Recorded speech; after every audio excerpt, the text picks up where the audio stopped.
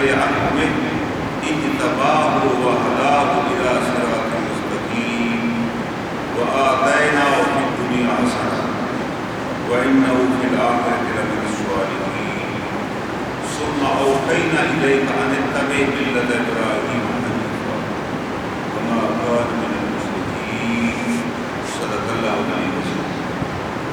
یہ سورہ نحل کی آیات کریمہ ہے، سورہ نادیہ جب مطالعہ کر رہے ہیں اس کی آیات کریمہ ہے جس کا میں نے آج ذکر کیا، جس میں جناب سیدنا ابراہیم علیہ السلام کا ذکر ہے۔ جناب سیدنا ابراہیم علیہ السلام کا بڑا مقام ہے۔ جناب رسول اللہ صلی اللہ علیہ وسلم نے جب لوگوں کو اسلام کی دعوت دی تو ایک عرب بدو آیا آپ کے پاس، کیونکہ عربوں میں رواج تھا کوئی آدمی ملتا تو اب اس سے اس کے والد کا نام پوچھتے، نسب پوچھتے، خاندان ہی آپ کا کون ہے۔ اس نے آتے ہی کہا کہ آپ کون ہیں؟ تو جناب رسول اللہ صلی اللہ علیہ وسلم نے بجائے اپنا تعارف کرانے کے آپ نے فرمایا میں ابھی ابراہیم کی دعا، کیونکہ عرب جو تھے حضور صلی اللہ علیہ وسلم سے جو بدو تھے وہ تو واقف نہیں تھے، وہ تو جانتا نہیں تھا، اسے تو پتہ تھا کہ کوئی شخص ہے جس کے ارد گرد لوگ جمع ہے اور ان کی باتیں سنتے، اس کو تو یہ بھی نہیں پتہ تھا پیغمبر اور رسول کون ہے۔ لیکن یہ وہ جانتے تھے کہ ایک ابراہیم علیہ السلام تھے جنہوں نے حرم بنایا تھا، جن نے بیت اللہ کی تعمیر بیٹے کے ساتھ کی تھی، جن کی وجہ سے قربانی لوگ کیا کرتے ہیں، جن کی وجہ سے لوگ حج کے لیے آتے ہیں۔ حج پہ تو آپ سے پہلے بھی لوگ آتے تھے، آپ نے حج کے وہ مناسب ہمیں سکھائے جو اسلام نے، جو اللہ نے دیے ہوئے تھے۔ وقت کے ساتھ ساتھ لوگوں نے اور بھی چیزیں قائم کر دی۔ حج کا اہتمام تو قرآن حکیم کے مطابق جناب سیدنا ابراہیم علیہ السلام نے کہ اللہ نے کہا کہ آپ لوگوں کو حج کے لیے بلائیے، اور لوگ پھر آپ کے بعد من حج نبی بڑی بڑی دور دراز وادی سے آئیں گے۔ آپ دیکھیں اللہ تعالیٰ نے پیغام کیسے پہنچایا جناب ابراہیم علیہ السلام سے، وہاں صدا لگائی حج کے لیے کہ آؤ لوگوں حج کے لیے، اس وادی میں جہاں انسان بھی نہیں بستے، اور وہ تلبیہ پڑا لبیک اللہم لبیک، لیکن اس کا نتیجہ کیا نکلا کہ اس وقت سے لے کے آج تک 4,500 سال ہو گئے، کوئی اخبار میں اشتہارات نہیں آتے کہ جی آپ جائیں حج کے لیے، آپ کو یہ انعامات ملیں گے، آپ کو یہ ثواب ملے گا۔ ہر بندہ پہنچا ہوتا ہے کہ جی میرا اس طرح نام کسی طریقے سے آ جائے، ہم حج پہ چلے جائیں گے۔ اس طرح ہم نے جی پیسے بھی جمع کرائی، ہر سال اپلائی بھی کرتے ہیں، نام نہیں آ رہا، اور لاکھوں نہیں کروڑوں کے حساب سے لوگ، دنیا کا کوئی خطہ ایسا نہیں جہاں سے لوگ نہ آئیں۔ تو اللہ تعالیٰ نے ابراہیم علیہ السلام کی آواز جو تھی وہ پہنچا دی لوگوں تک، آج بھی پہنچ گئی۔ جس نے نہیں کیا حج، اس کے دل میں بھی خواہش ہوتی ہے کہ مجھے اللہ توفیق عطا کرے میں حج کروں، اور جو کر آیا وہ بھی چاہتا ہے کہ مجھے دوبارہ موقع ملے میں جا کے دوبارہ جاؤں۔ اور جناب رسول کریم صلی اللہ علیہ وسلم نے یہ بھی فرمایا، یہ بڑی اہم بات ہے کہ جس شخص نے حج نہیں کیا، اس کی نیت بھی نہیں کی، اس کا ارادہ بھی نہیں بنا، جن سے خیال بھی نہیں لایا جا کہ میں حج کروں۔ آپ نے کہا وہ ہماری طرف سے چاہے عیسائی ہو کے مرے، یہودی ہو کے مرے، اس کا اسلام سے کوئی تعلق نہیں۔ یہ کتنی اہم ہے اس کے لیے، کتنا اہم ہے اس کا ارادہ۔ یہ ضروری نہیں ہے، کئی بندے ہیں جن کے پاس وسائل نہیں، مگر وہ ارادہ تو کریں، نیت تو باندھے اور اللہ سے مانگیں کہ اللہ ہمیں حج کرا۔ حج تو اللہ تعالیٰ کی توفیق سے ہوتا ہے، پیسے کی ہوتا نہیں۔ کتنے آپ کو بے شمار لوگ مل جائیں گے دنیا میں، آپ دیکھیں گے آپ حیران ہو جائیں گے، ان کے پاس وسائل کی کوئی کمی نہیں ہے، اور کبھی انہوں نے سوچا بھی نہیں ہے کہ حج کے لیے چلے جائیں، کہ حج ہی جا کر کرا۔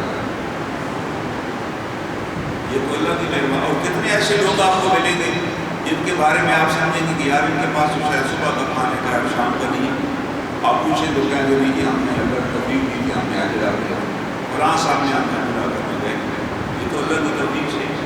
تو کم از کم ہمیں نیت تو کرنی چاہیے، ہمیں یہ تلبیہ تو پڑھ ہی لینا چاہیے حج کا ایام، لبیک اللہم لبیک لا شریک لک لبیک، کہ اللہ تعالیٰ اور جتنا کثرت سے انسان اپنی دعاؤں میں یہ تلبیہ پڑھے گا اسے بھی اللہ تعالیٰ حج کی توفیق عطا فرما دیں گے، توفیق دینے والے کو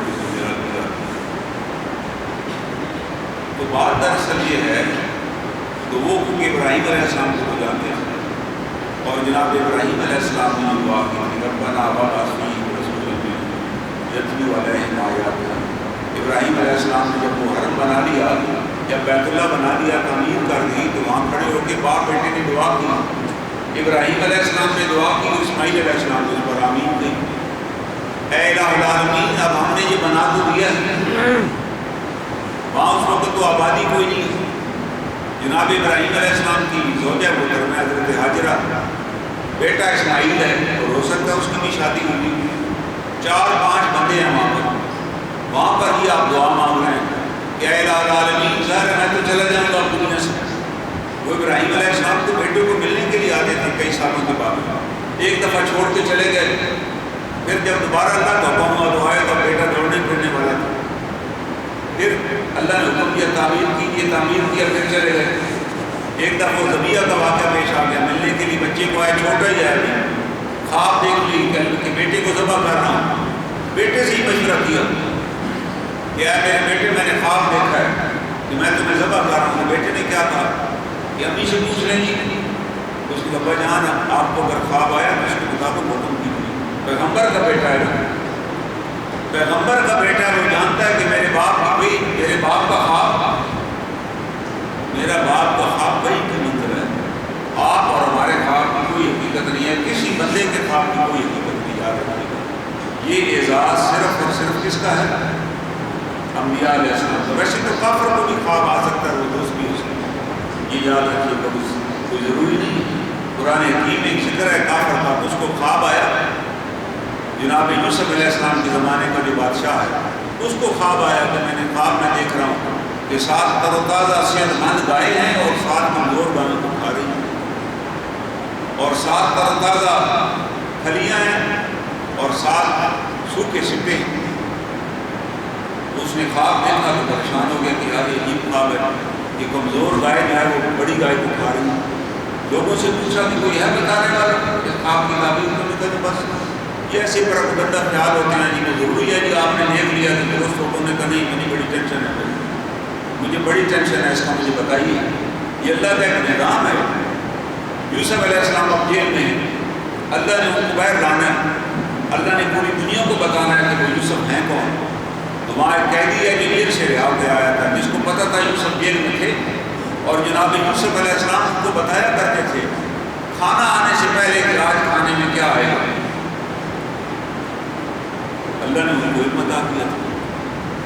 اللہ تعالیٰ اصل علم جو غیب ہے وہ اللہ کے پاس ہے، اللہ جس کو جتنا چاہے عطا کرے۔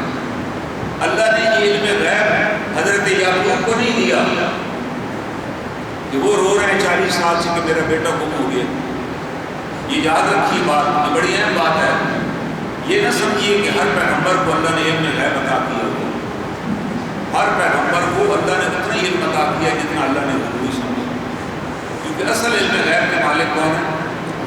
اللہ کی ذات ہے۔ اللہ کو ہر وقت ہر چیز کا علم ہے، باقی کسی کو نہیں پتا، باقی سب کو اللہ نے عطا کیا ہوا ہے۔ جناب یعقوب علیہ السلام 40 برس تک روتے رہے، اور پھر ایک دن وہ خود ہی کہنے لگے کہ اگر تم یہ نہ سمجھو کہ میں بوڑھا ہو چکا ہوں اور میرا دماغ بھی کام نہیں کر رہا، جب مجھے بڑی ٹینشن ہے، آج مجھے یوسف سے خوشبو آ رہی ہے۔ اور بیٹوں نے کہا جو لوگ وہاں موجود تھے کہ جی آپ ابھی تک کوئی باتیں پرانی کر رہے ہیں، وہ تو حدیث نسیہ مرثیہ وہ تو ہڈیاں بھی گل کی ہوگی، 40 سال پہلے جو گم ہوا تھا تو آج بھی آپ یاد کیے بیٹھے۔ اور پھر تھوڑی دیر بعد ایک قافلہ پہنچ گیا، وہ قافلہ مصر سے چلا تھا، جس کے اندر یوسف علیہ السلام نے اپنا کرتا بھیجا تھا، یہ کرتا لے جائیے اور میرے والد صاحب کے چہرے پہ رکھیے، ان کی آنکھیں روشن ہو جائیں گی۔ اللہ نے انہوں نے جب آنکھیں روشن ہو گئی اور انہیں بتایا کہ یہ یوسف کا کرتا ہے، تو وہ رونے لگے، کہنے لگے میں نہیں کہتا تھا تمہیں۔ یعنی جب اللہ نے بتانا چاہا تو مصر سے کرتے کی خوشبو آ گئی، جب نہیں بتانا چاہا تو گھر کے باہر، گھر کے پاس ہی 2 کلومیٹر پہ کنواں تھا جس میں گری ہوئی تھا، نہیں بتایا۔ یہ اللہ کا علم ہے، اللہ جب چاہے۔ تو جناب ابراہیم علیہ السلام نے جب بیٹے سے ذکر کیا تو اس بیٹے نے کہا آپ خواب ہے یہ، وہاں اس کافر کا خواب سچا ثابت ہوا۔ یوسف علیہ السلام تشریف لائے اور انہیں آ کر بتایا کہ 7 سال قید ہوگا آپ کا قوم کے اوپر، اور 7 سال کچھ بھی نہیں ملے گا یہاں پر اگر ابھی آپ نے پلان نہیں کیا، اور اگر آپ مجھے یہ موقع دیں گے تو میں جانتا ہوں کیسے اس کو پلان کرنا۔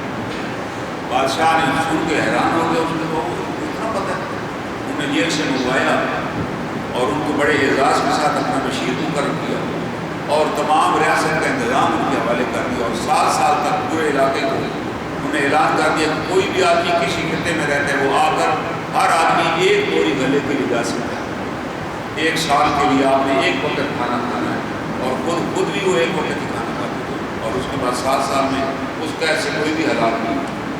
خرابی تب ہوتی ہے جب ہم بڑی بڑی دعوتیں اڑائے اور 50 کھانے رکھیں اور آدھا کھانا پھینک دیں، خرابی خراب ہو گئی۔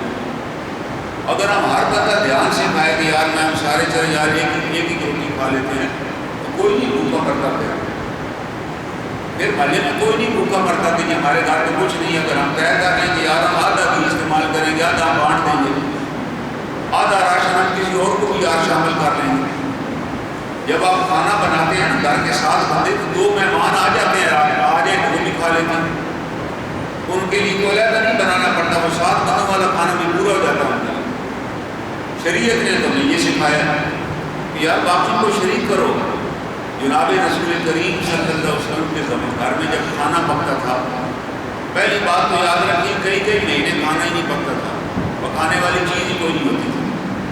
حضرت عبداللہ بن زبیر نے پوچھا حضرت عائشہ صدیقہ رضی اللہ تعالیٰ عنہا سے، وہ ان کی رشتے میں خالہ لگتی تھی، کہ خالہ جان پھر آپ کیا کھاتے تھے جب آپ کہہ رہی ہیں کہ آگ ہمارے گھر نہیں جلتی تھی، دوسرا چاند چڑھ جاتا تھا؟ انہوں نے کہا بس 2 کالی چیزیں، ایک یہ کھجور جو ہمارے گھر رکھی ہوئی، اور ایک مشکیدہ پانی کا، کھجوریں 2-3 کھا کے پانی پی لیتے تھے، بس اسی سے گزارا تھا، اور تو کچھ چیز نہیں۔ اتنی مشقت، اور جب ہم کوئی چیز بنا لیتے، کوئی چیز آ جاتی تو گوشت بھیج دیتا، وہاں کوئی کساب کی دکان بھی نہیں تھی پورے مدینہ طیبہ میں کہ آؤ جی گوشت لے کر آ جائیں۔ کس نے بکری ذبح کی، کیوں حکم دیا گیا؟ یہ سارے اس زمانے میں گوشت کی ضرورت تھی، گوشت ہی کھانے پینے کی چیز تھی، تو حکم دیا گیا صدقہ بھی کریں کہ جانور ذبح کریں، بیٹا اور بیٹی بھی پیدا ہو تو عقیقہ کریں، ولیمے میں بھی بکری ذبح کریں۔ تو جب گوشت آ جاتا تو پکایا جاتا، تو جناب رسول اللہ صلی اللہ علیہ وسلم فرماتے ہیں کہ اس ہانڈی میں تھوڑا سا پانی زیادہ ڈالا، اس کا شوربہ ذرا بنانا، اور جب شوربہ بن جاتا تو آپ کہتے بس کسی پڑوسی کے یہاں بس 1-2 پلیٹیں سارے تاکہ وہ بھی کھا لیں۔ یہ آپ کی سنت مدار تھی، کبھی نہیں ہوا کہ آپ کہیں کہ نہیں بھائی آج تو بن گیا، بڑے دنوں بعد تم سارے آپ نے بھی کھایا، آپ نے کھانا ہے، بن گیا تو آپ بھیجیں کسی کے پاس، وہ بھی تاکہ شریک ہو جائے گا، یہی آپ نے تربیت کی، اور لوگ اسی طرح آپ کو کر دیتے تھے، آپ نے تربیت کر دی لوگوں کی۔ کوئی چیز بھی بناؤ تو پڑوسی کے گھر بھیجیں، آپ نے کہا یار اس کو گھر بھی خوشبو گئی ہوگی، اس کے بچے بھی سنیں گے کہ ان کے گھر گوشت پک رہا ہے، لیکن آج گوشت کی وہ ضرورت نہیں ہے۔ یہ میں بات کی مثال بتاتا چلا جاؤں، آج بھی ہم کہتے ہیں جی صدقہ دینا ہے تو بکرا ذبح کرنا، اس کی آج ضرورت نہیں ہے، یہ پیسے کا ضیاع ہے۔ اس زمانے میں گوشت ضرورت تھی کہ آپ نے مجھے گوشت بھیج دیا، وہ گوشت میں نے رسی پہ باندھا اور لٹکا دیا اور دھوپ میں سکھا لیا، بس رکھ لیا، جب مہمان آئے تو 5-6 بوٹیاں نکالی اور پانی ڈالا اور کچھ مسالہ ڈالا اور پکا لیا۔ جانوروں کی چربی بھی کو پگھلا کے ڈبے میں بند کر کے مشکیزے میں رکھ لیتے تھے، یہی تو کھانا تھا، اور تو تھا کوئی۔ ہم نے کبھی سوچا ہی نہیں ہے کہ ہر وقت کی، ہر دور کی اپنی ایک ضرورت ہے۔ آج کی ضرورت گوشت نہیں ہے کہ آپ کسی کو مستحق کو 2 کلو بکرے کا گوشت دیں، وہ تو سارا ٹبر بیمار ہو جائے گا کھا کے گوشت۔ ان کے پاس فریج بھی نہیں ہے کسی کے گھر رکھیں، کسی کے گھر رکھیں گے تو وہ کہیں گے یار یہ بڑے عیاش ہیں، ہم نے بھی کبھی نہیں 2 کلو گوشت اکٹھا خریدا، یہ 2 کلو گوشت رکھنے آ گئے۔ ان کو تو نہیں نہ پتا کہ ان کے تو گلے میں کسی نے ڈالا ہے، ان کے گھر تو گھی نہیں ہے ڈالنے کے لیے۔ آج کسی کی مدد کرنی ہے تو پیسے سے مدد کیجیے، ہو سکتا ہے اس نے بجلی کا بل ہی دینا ہو، اس وقت تو مصیبت ہے بجلی کے بل کی، اس وقت تو مصیبت ہے گیس کے بل کی، اس وقت تو مسئلہ ہے مکان کے کرائے کا، اس وقت تو مسئلہ ہے بچوں کی فیس کا، اس وقت تو مسئلہ ہے ماں یا باپ کی دوائیوں کا۔ گوشت تو ماں ضرورت نہیں ہے اس کی۔ لوگ آج بھی بڑی، اگلے دن بھی ایک صاحب آیا کہتے ہیں جی حکم ہے خون باموں کے، یار یہ مجھے آپ یاد ہے، یہ میں نے کہا یہ بڑی اہم بات ہے، میں نے بڑے بڑے علماء سے یہ بات پوچھی جا کر کہ کوئی مجھے یار حقیقت کا کوئی ایک حدیث بھی نہیں ہے جہاں آپ نے کہا خون باندھنا، یہ ہم نے اپنے پاس سے گھڑ لیا ہے۔ باقی کون جانور کا بھائی وہ مصیبت ڈلے گا، کیونکہ ہمارے باؤ اجداد تھے نا ہندو بیسیکلی، ہم ہندوؤں کی نسل میں سے ہیں. ادھر ہندوؤں میں یہ روایت ہے کہ کالے رنگ کی کوئی چیز ذبح کر دو تو جو بھی موت کا بیچارہ فرشتہ آئے گا وہ کالے رنگ کے ساتھ بھاگ جائے گا. یہ نہیں پتا کہ موت کا فرشتہ کالے بکرے سے نہیں ٹلتا، اس نے کدھر ٹلنا ہے یار کالے بکرے سے. اگر ایسے تو کوئی بھی بادشاہ نہیں مرتا، وہ کہتے ہیں یار 50 بکرے کالے روز ذبح کرو. کتنے عرب کے بادشاہ مار گئے، وہ بچے ہیں ان میں سے. موت کو کدھر آپ ٹال سکتے ہیں؟ اور آپ اچھے وقت پہ صدقہ دیجیے، صحت کی حالت میں صدقہ دیجیے. یہ جو ہے نا بندہ جب مرنے لگتا ہے اور گھر والے ڈاکٹر جواب دے دیتے ہیں، اسپتال آتے ہیں، وہ پھر سارے مشورہ کرتے ہیں، کہتے ہیں یار آپ صدقہ کرو. اس کو کہا گیا وکیل کا صدقہ. اللہ قبول یہ بھی کر لیتے ہیں کہ یہ کون سا صدقہ ہے. اللہ والوں کو پتہ لگ جاتا ہے کہ آج ان کے پاپا جی نے نہیں بچنا، کیونکہ آج ان کے گھر بکرا ذبح ہو گیا. اگلا نمبر نہیں کہیے بھائی، اس کی کوئی اس ڈرامے کی کوئی ضرورت ہی نہیں. ان میں سے آدھا گوشت مستحق غیر مستحق لوگوں کو ملے گا. وہ بکرا ہوگا 4000 کا، وہ جو بیچ رہا ہے یہاں بیٹھ کے وہ بھی 15000 روپے لے گا، 10000 وہ ضائع آپ نے چلے گئے. یہی 15000 کسی بیوہ کو آپ دے دیں جا کر، یا 2 بیواؤں کو جا کر دے دیں تو کم از کم 1 مہینہ ان کا چھپے کر دیں آپ کے اس بکرے کو بھیجیں. یہ غلط ہم نے کچھ چیزیں ترجیحات بنا لی ہیں، غلط مسائل گھڑ لیے ہیں کہ بھائی یہ بکرا بھیجیے. میں ڈھیری میں رہتا تھا تو میرے گھر کے پاس ایک مدرسہ تھا، میں بھی وہاں قرآن پاک پڑھنے جاتا تھا. تو مفتی صاحب نے مجھے کہا کہ یہ ہماری بڑی پریشانی ہے کہ ہماری بجلی کا نوٹس ہمیں آ گیا، ہمارا 35000 کا بل آ گیا جی 3-4 مہینوں میں. اس وقت بجلی بڑی سستی تھی، لیکن ہماری فریج میں 7 بکرے پڑے ہوئے ہیں. 2 فریج ہیں، 2 ڈی فریزر ہم نے خریدے ہیں بکروں کے لیے. اور جب بھی کوئی بندہ آتا ہے ہم سے ہاتھ جوڑتے ہیں کہ یار ہمیں بکرا نہیں چاہیے، ہمیں بجلی کا بل دینا ہے. کہتا نہیں جی بجلی کے بل سے بلائیں تو نہیں ٹلتی، بلائیں تو بکرے سے ٹلتی، ہم نے تو بکرے ہی دینا ہے. الٹیمیٹلی مدرسے کی بجلی کٹ دی، کرایہ نہ دے سکے، مدرسہ بند ہو گیا، بکرے آج بھی اسی طرح تقسیم ہو رہے ہیں. کبھی کسی نے نہیں سوچا کہ یار وہ مدرسہ بکروں کی وجہ سے بند ہوا، اس کو ضرورت ہی نہیں تھی. یار وہ کہتے یار ہم جو بھی بکرا لے کے آتے ہیں کہتے یار یہ بل آپ لیتے ہیں، میرا بل ادا کرا دیں.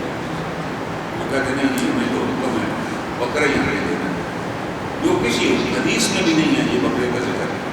ہاں بکرا کب دینا ہے یہاں حکم ہے اللہ کا، وہاں آپ نہیں پیسے دے سکتے. حکم ہے بکرے کی قربانی کیجیے. وہاں بھی کئی فلسفی مل جائیں گے، اس کی کیا ضرورت ہے پیسے دینا، وہ اللہ اور اس کے رسول کا حکم ہے، وہ آپ نے یہی کرنا.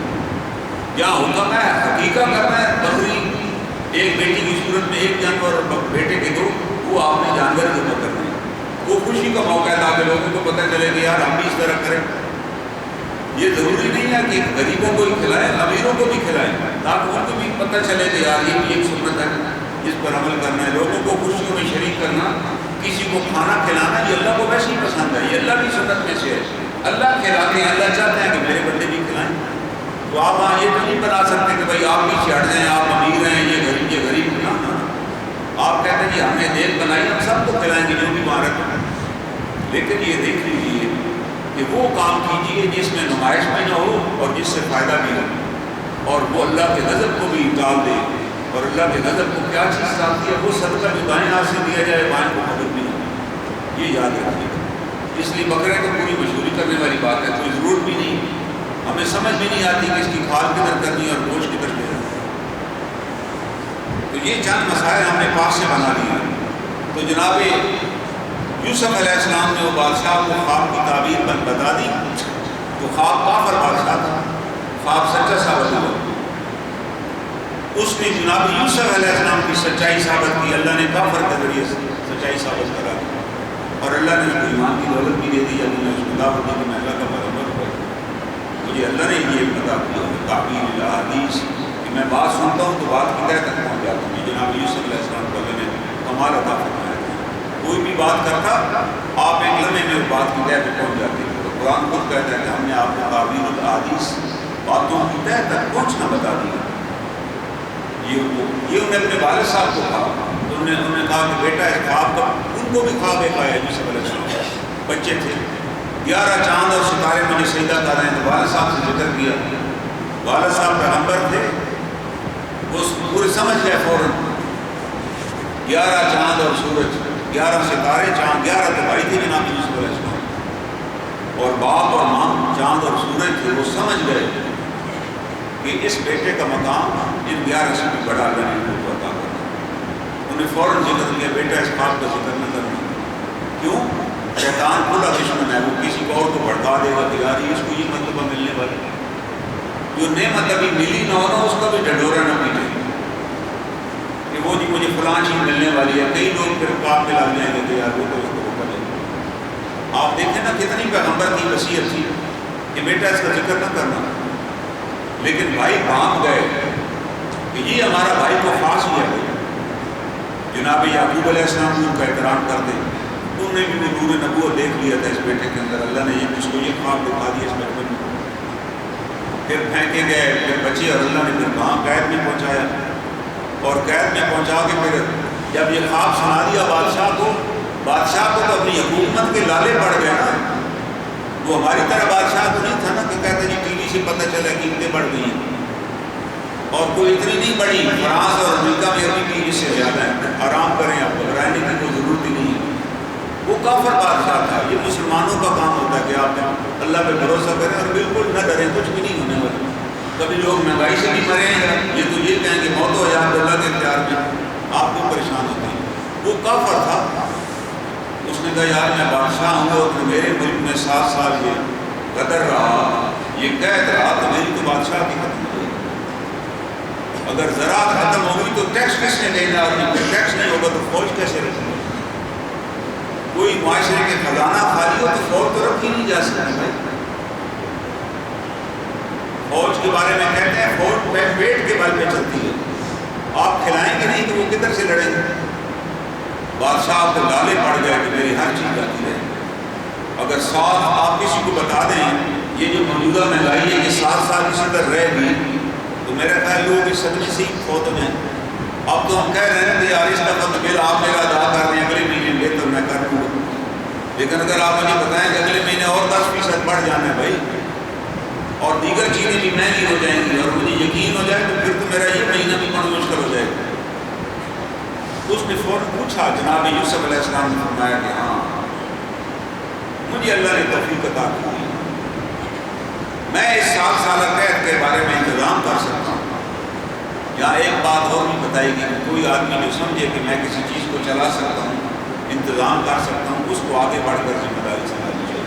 ویسے ہی نہ خان بنے کہ جناب میرے ذمہ لگائے میں کر دوں گا، اور بھلے والے حساب مانگوں تو لڑنے پہ آ جائے، حساب تو میں دیتا ہی نہ۔ دیانتداری کے ساتھ وہ سمجھے کہ میں یہ کام کر سکتا ہوں، اس کو یہ کرنا چاہیے۔ یہ بھی ہمارے اندر ایک خرابی ہے۔ جہاں بھی کوئی دیانتداری کا کام ہوتا ہے تو کسی بھی بندے کو جس کو آپ سمجھتے ہیں کہ یہ آدمی اہل ہے، اس کو آپ کہتے ہیں کہ جناب آئیں اس کام کو آپ سنبھالیں، وہ کہتے ہیں نہیں جی مجھے اس رولے میں نہ ڈالیں۔ تو بھائی اگر آپ کو نہیں رولے میں ڈالیں گے تو پھر یہ کام کرے گا۔ ہمارے علاقے میں ایک دفعہ حکومت نے اعلان کیا کہ زکوٰۃ اور عشر کمیٹیاں بنی تھیں، جیسے ضیاءالحق مرحوم کے زمانے میں، آپ کو یاد ہوگا۔ اب زکوٰۃ اور عشر کمیٹیاں بنی تو یہ تو ہمارا ڈیوٹی تھی نا ہم لوگوں کی، ہر علاقے میں بنی کہ اپنے دیانتدار لوگوں کو اس میں لے آئیں۔ تو ہمارے علاقے میں بھی ایک ریٹائرڈ افسر تھے، بڑے دیانتدار اور بڑے ملتزم لوگ، ان کے پاس گئے کہ آپ رہتے ہیں فارغ بھی ہیں اور آپ لالچی بھی نہیں ہیں، آپ اس کو سنبھالیں، جب پیسے آئیں تو آپ لسٹ بنا لیں جو مسٹیک لوگ ہیں ان تک پہنچائیں۔ کہنے لگے نہیں مجھے اس جمیلے میں نہ ڈالیں، میں اپنے آپ میں اسے بچا کے رکھنا چاہتا ہوں۔ کس لیے بچا کے رکھنا چاہتا ہوں؟ تو میں تمہارا اپنے اچار ڈالنا۔ آپ اگر اس لیے کہ یار بھائی لوگوں نے کیا باتیں کرنی ہیں، آپ کہتے ہیں میرا کچھ بھی نہ لگے، بس میں 2-4 نمازیں پڑھوں اور قرآن پاک پڑھوں اور بس اللہ خیر سے میں کوئی کام ہی نہ کروں، نہیں، یہ آپ سے پوچھا جائے گا، یہ آپ سے سوال کیا جائے گا کہ آپ کو ذمہ داری سونپی گئی، آپ نے کیوں نہ قبول فرمائی؟ اب بعد میں ہم ہوتے ہیں نہیں فلاں بندے کو ایک اور بندے کو پھر بنایا گیا انچارج، اس نے سارے پیسے اپنے خاندان میں بانٹے، اس نے کہا میرے خاندان سے زیادہ تو مجھ سے نہیں، کسی اور کو پیسہ بھی نہیں ملا۔ پھر ہم روتے ہیں کہ یار وہ فلاں کھا گیا، بھائی آپ نے بندے ہی غلط سلیکٹ کیا تو روئیں بھی آپ بیٹھ۔ جناب رسول کریم صلی اللہ علیہ وسلم نے فرمایا کہ اگر نااہل تمہارے اوپر مسلط ہو جائے، جو آدمی اہل ہی نہیں ہے وہ آپ ان پر بٹھا دیا جائے تو پھر اس کا کیا حل ہوگا؟ آپ نے کہا پھر قیامت کا انتظار کرو، قیامت کا انتظار کرنا وہی آپ کے تمہارے حالات ٹھیک کرے گی. قیامت آئے گی حالات ٹھیک ہو جائیں گے, سب مرمر آ جائیں گے. یعنی اس سے پہلے نہیں ٹھیک ہو سکتے. پر جب آپ ہٹا ہی نہیں سکتے تو پھر اس کے نیچے بیٹھ کے جھیلیں اس کو. شریعت یہ بتا رہی ہے کہ پہلے تو بھائی ایک نائل آدمی اوپر آ گیا تو پھر آپ کو اس نائل کو روکتے ہیں یا اس کو ہٹائیں. ایل کو, اور ایل اگر نہیں آیا تو آپ کی نہ لگتی ہے کہ آپ میں سے اتنا ایک ایل بھی نہیں تھا. آج آپ مساجد کا انتظام دیکھ لیں, سکولوں کا انتظام دیکھ لیں, ہسپتالوں کا انتظام دیکھ لیں, شاید ہی کسی جگہ کوئی اہل آدمی آپ کو نہیں. ہر جگہ نائل لوگ بیٹھے ہیں. اور ان سے بڑے بڑے مفتیان سے بھی اگر آپ پوچھ لیں کہ جناب آپ مسجد کے چلنے کا حساب ہی میں دے دیں, مدرسے وہ لڑ پڑیں گے کہ یہ جناب آپ وہاں پر شک کر رہے ہیں, ہم تو اللہ کے لیے کام کریں, ہم سے سوال نہ کیا جائے, ہم سے سوال نہ کیا جائے.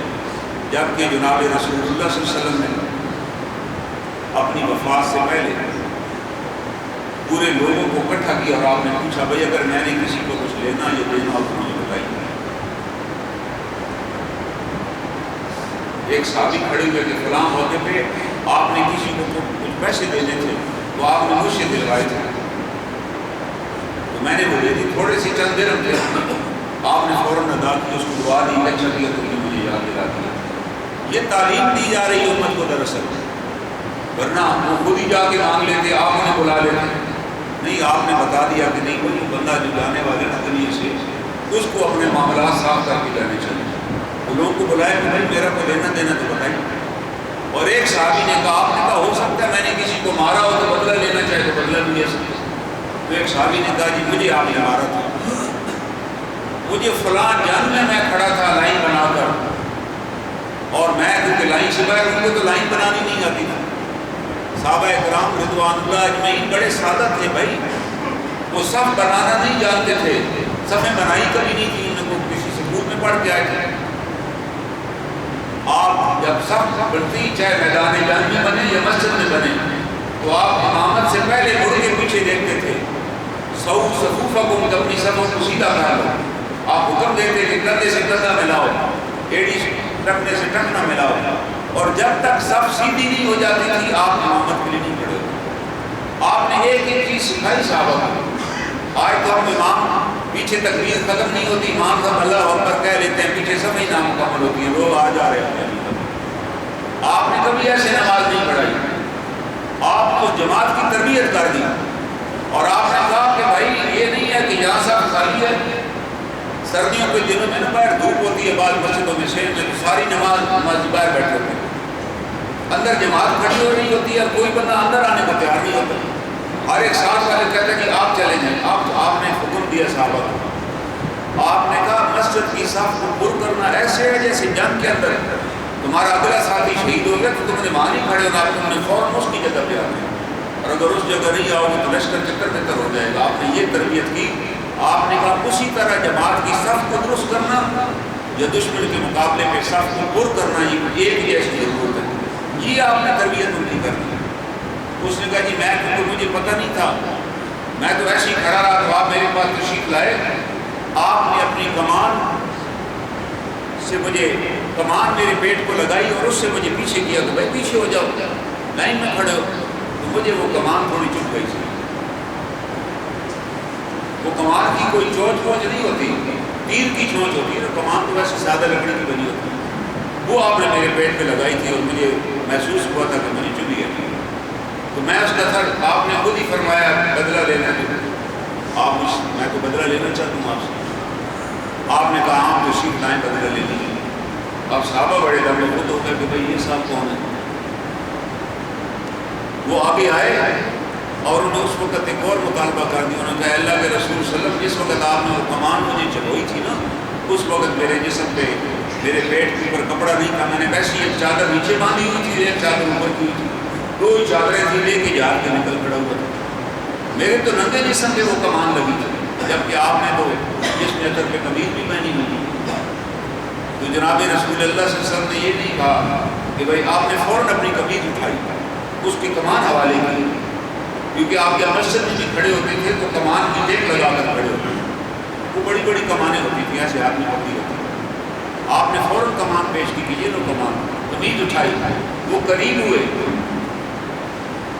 اور جناب رسول اللہ صلی اللہ علیہ وسلم کے شکم مبارک پہ بوسہ دیا اور لپٹ گئے. کہتے بس میری یہی خواہش تھی، جب وہی تو تھی آپ نے لگی تو تھی، لیکن میری خواہش تھی کہ جب مجھے موقع ملے گا تو میں بوسہ دوں گا آپ کے جسم عطر کو. یہی میری خواہش ہے. اللہ نے آج میری خواہش قبول کر. صحابہ کو کیسے محبت تھی حضور صلی اللہ علیہ وسلم سے، اور آپ نے ان کی کیسے تربیت کی، اور آپ نے کیسے بتایا کہ حکمران کو اتنی بد چیز نہیں ہے کہ وہ کہے جی میں جواب ہی نہیں دیتا. آپ نے احساس دلایا کہ نہیں، حکمران اللہ کے رسول صلی اللہ علیہ وسلم حکمران نہیں تھے، وہ تو بھائی دونوں جہانوں کے مالک تھے. ان کا مقام کسی سلطان یا حکمران کے ساتھ نہیں ملایا جا سکتا. عرب کا ایک سردار عمرو بن سہیل جب حضور صلی اللہ علیہ وسلم کے ساتھ مذاکرات کے لیے آیا، مکہ سے باہر آپ لشکر کے ساتھ موجود تھے، صلح حدیبیہ کے لیے انہیں اسے بھیجا. وہ بہت بڑا خطیب تھا اور بہت بڑا، آپ کہہ رہے ہیں وہ جیسے ہوتے ہیں نا جن کو ہم کہتے ہیں مذاکرات کرانے والے، مذاکرات کار، جیسے اس زمانے کا بڑا ماہر شخص تھا. وہ عرب کا بہت بڑا وہ سردار تھا سہیل بن عمرو. وہ آپ کے پاس آیا اور آپ سے ملاقات کی اور واپس گیا، اور عرب والوں سے کہا کہ بھائی ان سے مذاکرات کی کوئی ضرورت نہیں ہے، آپ ان کو آنے دیں ہر طواف کے لیے، اور ان کے ساتھ تم لڑ بھی نہیں سکتے ہو. انہوں نے کہا کہ ہم نے تمہیں اس لیے بھیجا، تمہیں تو بھیجا تھا مذاکرات کو، انہوں نے کہ واپس یہاں ہم آپ کو نہیں آنے دیں. کہتا خدا کی قسم میں نے دنیا کے بڑے بڑے بادشاہ دیکھے، میں نے دنیا کے بڑے بڑے دربار دیکھے، اور میں نے بڑے بڑے بادشاہوں سے مذاکرات کیے. کیسر و کسریٰ کے دربار کی بھی میں نے شان دیکھی ہے، لیکن جو مقام میں نے ان کا دیکھا میں نے زندگی میں کسی کا نہیں دیکھا. کہتا وہاں ان بادشاہوں کے سامنے تو لوگ بت بن کے کھڑے ہوتے ہیں، میں نے حضرت محمد الرسول اللہ صلی اللہ علیہ وسلم کو وضو کرتے دیکھا. جب میں گیا تو آپ وضو فرما رہے تھے، اور جو صحابہ تھے وہ ان کی وضو کا پانی زمین پہ نہیں گرنے دیتے تھے. صحابہ پر جمائے بیٹھے تھے، جیسے آپ ہاتھ پانی منہ پہ پھیرتے وہ سارے نیچے ہاتھ کر لیتے. وہ جو پانی مستعملہ پانی ہوتا ہے وہ ہوتا تو پاک ہی ہے، لیکن اس سے وضو نہیں کیا جا سکتا، یہ شریعت کا حکم ہے. لیکن یہ پانی کس کا ہے؟ جناب رسول اللہ صلی اللہ علیہ وسلم کے جسم عطر سے گرا چہرہ مبارک سے. اس نے کہا میں نے دیکھا وہ پانی زمین پہ نہیں گرنے دیا انہوں نے. آپ نے ایک بازو دھویا تو ایک صحابہ کی اور جماعت آ گئی ہے، انہوں نے ہاتھ پہ پانی لیا اور اپنے منہ پہ اور چہرے پہ مل لیا، وہ پیچھے ہٹی ایک اور جماعت آ گئی. میں نے جب یہ دیکھا بارہانہ تعلق ان سے، وہ نہیں جانتا نبی کون ہوتے ہیں، وہ کہتا جی میں نے ان کو یہ دیکھا ہے کہ ان کے ساتھ جو جماعت ہے ان کو اتنی عقیدت ہے کہ یہ عقیدت میں نے انسانوں میں دیکھی نہیں ہے، اور اگر تم ان کے ساتھ لڑے تو تمہاری تکا پوٹی کر دیں گے، وہ وہاں سے واپس ہی نہیں جائیں گے. اس نے ان کی آدھی جان ہی نکال دی. وہ تعلق تھا صحابہ اکرام کو جناب رسول اللہ صلی اللہ علیہ وسلم. اس عرب کے بدو نے پوچھا کہ آپ کون ہیں حضور سے؟ آپ نے کہا آپ نے یہ نہیں کہا کہ میں اللہ کا نبی ہوں، کیونکہ آپ کہتے میں نبی ہوں، اس کو سمجھ ہی نہیں آتی کہ نبی کیا ہوتا ہے. آپ نے کہا کہ میں ابھی ابراہیم کی دعا. ابراہیم کو تو جانتے، انہوں نے کہا ان کو میں جانتا ہوں. انہوں نے کہا دعا انہیں مانگی تھی، جا انہوں نے کہا ہم نے سنا ہوا تھا ابراہیم علیہ السلام نے ایک دعا مانگی تھی 4500 سال پہلے اسی حرم میں کھڑے ہو کے، ربنا وابعث فیہم رسولا منہم یتلو علیہم آیاتک. اے الہ العالمین، اس قوم کے اندر جو یہاں بسنے والی ہے، میں نے تو اپنی اولاد کو اس وادی زرع میں جہاں کوئی زراعت بھی نہیں ہوتی، پانی بھی نہیں تھا، آپ نے بسا دیا ہے، جہاں آپ نے آب زمزم جاری کر دیا ہے. اے الہ العالمین، اب اپنا ایک نبی بھی یہاں بھیجنا جو انہی میں سے ہو، ان کی تربیت کرے، ان کو کتاب کی تعلیم دے، جبکہ ان کو پاکیزگی اختیار کرنے کا طریقہ بتائے، تاکہ ان کے دلوں کے اندر بھی کینہ حسد وغیرہ پہ وہ نکل جائے. ایسا نبی بھیجے. آج تو ہم دعا مانگتے ہیں جمعے پہ، گھر جا کے پوچھتے ہیں فلاں کام ہوئے، وہ کہتے ہیں نہیں، ہم کہتے ہیں پھر ہم خود ہی کہہ دیتے ہیں اور یار ہماری دعائیں کدھر قبول ہوتی ہیں. جبکہ آپ نے فرمایا دعا اللہ، جب آپ دعا مانگتے ہیں نا تو یہ قبولیت کی نشانی ہے کہ اللہ نے آپ کو دعا مانگنے کی توفیق دے دی ہے. یہ پہلی نشانی ہے دعا قبول ہونے کی. ہم اللہ کو ڈکٹیٹ کرانا چاہتے ہیں دراصل کہ جو میں کہہ دیا وہ کر دو. وہ بھائی اگر آپ نے دعا مانگ لی، آپ کا کام ہو گیا. اب اللہ کی منشا ہے کہ کیا چیز ہمارے فائدے کی ہے، وہ اللہ عطا کرے گا. ہم چاہتے ہیں نہیں جو میں نے کہہ دیا ہے وہی ہو جائے، وہ نہیں ہو سکتا. جیسے اسرائیلی روایات میں سے ہے کہ اللہ نے کسی بندے کے پاس فرشتہ بھیجا کہ اس بندے سے پوچھو یہ کیا چاہتا ہے، انسانی شکل میں وہ آیا، اس بندے نے بڑی لمبی ڈیمانڈیں دی کہ یہ بھی ہو جائے، پھر فلاں چیز ایسے ہو جائے۔ جب ساری چیزیں ہو گئی تو اللہ نے فرشتے سے پوچھا وہ کیا مانگتا، کہتا ہے کہ وہ صرف آپ کے سارے اختیارات مانگتا ہے کہ سارے اختیارات ہی مجھے دے دیں، میں ساری چیزیں خود ہی طے کروں۔ اگر اللہ ہمیں یہ اختیار دے دیں کسی بندے کو کہ بھائی جو بھی آپ دعا مانگو گے وہ اسی وقت قبول ہو جائے گی، تو ہم پاگل ہو کر مر جائیں گے، کیونکہ صبح تو ہم دعا مانگیں گے ایک کنال کے پلاٹ کی، آدھے گھنٹے بعد کوئی کہے گا جناب اگر پلاٹ آپ کو بحریہ میں نہیں ملا تو پھر تو آپ بڑے نالائق ہیں، پھر ہم فوراً دعا مانگیں گے اے اللہ آدمی بحریہ میں پلاٹ ملنا چاہیے، پھر ہمیں کوئی بتائے گا کہ یار آپ نے پھر بھی تو ساتھ بتانا تھا، آپ کی تو مت ہی ماری گئی، اور پھر وہ ساری دعائیں قبول ہوتی جائیں گی، پھر ہم پاگل ہو کے مر جائیں گے کہ ان چیزوں کا کیا کریں جو ہم نے اتنی مانگ لی ہے، ان کی حفاظت کو بھی کوئی پھر خطرہ لگ جائے گا، کوئی چھین ہی نہ لے۔ تو اللہ تعالیٰ فرماتے ہیں ہم اپنے بندے کی ضروریات کو جانتے ہیں، ہم اس کی شہ رگ سے قریب ہیں۔ تم نے نہیں مانگا تھا جب تم ماں کے پیٹ میں تھے، ہم نے تمہاری وہاں تشکیل کی تھی، بغیر سفارش کے ہم نے تمہیں بنایا۔ تم نے نہیں کہا تھا میری آنکھ ایسی ہونی چاہیے، میرا ناک ایسی ہونی چاہیے، میرے اندر یہ کوالٹی ہونی چاہیے، اللہ کا ہم نے بنا دیا تمہیں، احسن الخالقین نے بنایا، پھر تمہیں دنیا میں بھیجا انتہائی کمزوری کی حالت میں، اتنے کمزور تھے تم کہ تم کروٹ بھی نہیں بدل سکتے تھے، تم اتنے کمزور تھے کہ ماں کو یہ بھی نہیں بتا سکتے تھے کہ میرے پیٹ میں درد ہے، یہ میرے سر میں درد ہے۔ آپ سب بچوں والے ہیں، جب بچہ روتا ہے نا چند مہینے کا تو ماں کبھی اس کے سر پہ مالش کرتی ہے، کبھی پیٹ پہ مالش کرتی ہے، اس کو سمجھ نہیں لگتی یار اس کو پرابلم کیا ہے۔ اللہ تعالیٰ فرماتے ہیں اتنی کمزوری، ایسا کمزور تو کوئی بھی بندہ نہیں ہوتا جو یہ بھی نہ بتا سکے کہ یار مجھے درد کہاں پر ہے۔ اللہ فرماتے ہیں اتنے ذوق اور ذوق میں میں نے تمہیں پیدا کیا، اور پھر میں نے تمہارے ماں کے اندر ایک ایسا درد رکھ دیا کہ وہ چاہے سارا دن کی تھکی ہو، جب تم ایک دفعہ رات ہوتے تھے تو پھر اس کو نیند نہیں آتی تھی کہ بچہ رو پڑا ہے۔ اور ایک صحابی رسول صلی اللہ علیہ وسلم کی والدہ بیمار ہو گئی اور بڑی کمزور ہو گئی، وہ حج کرانے اپنی والدہ کو لے گئے، کندھوں پہ اٹھا کے لے گئے، اونٹ پہ بھی نہیں بٹھایا کہ یار اونٹ بھی آگے پیچھے ہوتا ہے، اماں جان کو تکلیف ہو جائے گی، کندھوں پہ اس نے گدے رکھے، اس پہ والدہ کو بٹھایا اور بڑے آرام سے اس نے طواف کیا تاکہ والدہ کو جھٹکا بھی نہ لگے، بڑے آرام سے صحیح مربع کے چکر لگائے، اور اسی طرح مینا میں والدہ محترمہ کو لے گیا، عرفات میں لے گیا، اور یہ جو طویل سفر اس نے طے کیا، بڑے آرام سے، وہ سفر جو 2 گھنٹے کا تھا وہ 1 دن میں طے کرتا، اور یہ سارا حج مکمل کرانے کے بعد جناب رسول کریم صلی اللہ علیہ وسلم کے پاس آیا کہ اللہ کے رسول بتائیے میں نے اپنی والدہ کو ایسے حج کرایا، اتنے دن میں سفر میں نے گزارے، ان کو میں نے جھٹکا تک نہیں لگنے دیا، جدھر وہ چاہتی پانی میں فوراً اتار دیتا ان کو پانی پیش کرتا، جدھر وہ چاہتی کھانے میں فوراً بندوبست کر ادھر ہی ان کو کھلاتا۔ میں نے جناب اونٹ اور گھوڑے پر بھی نہیں انہیں بٹھایا، میں کرنا ان پہ بھی ان کو تکلیف ہو سکتی ہے۔ تو اے اللہ کے رسول صلی اللہ علیہ وآلہ وسلم، کیا میں نے اپنی والدہ کا حق ادا کر دیا؟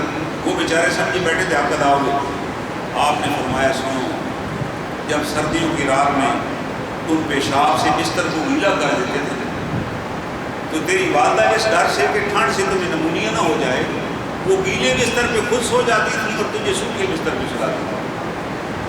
تو اپنی ماں کی ایک رات کا بھی حق ادا نہیں کر سکا، یہ جتنے تم نے حج کیا ہے، یہ جو تم نے 7-8 دن ماں کو اٹھائے رکھا ہے، آپ نے تو ایک رات کا بھی تم حق ادا نہیں کر سکتے، تم ماں کا حق کیسے ادا کر سکتے؟